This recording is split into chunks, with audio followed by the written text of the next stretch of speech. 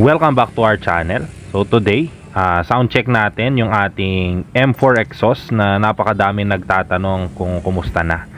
Before kasi naka-acra na.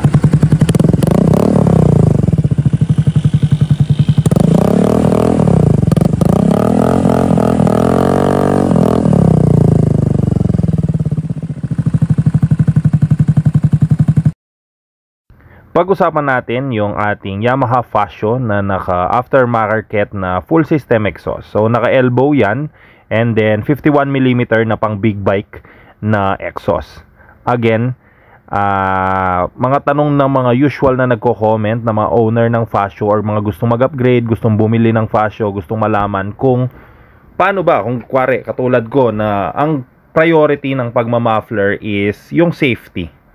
So yung installation, may mga video tayo niya, napakasimple lang naman, magagawa niyo yan DIY sa bahay. Basta may mga konting tools kayo.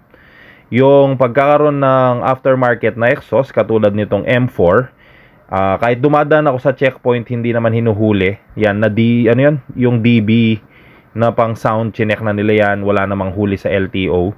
And yun, regarding doon, okay naman lahat. And yung sound quality, again, online lang natin binibili to. Okay naman, pero pagka nakadami ng kilometers, minsan after a year, nagpapa-refiber na. Kung papipiliin ako, itong M4 exhaust versus yung Acra na naka-install before, mas trip ko yung Acra. So, gagamitin pa natin to ng ilang months, pero kung may gustong bumili, PM nyo lang ako.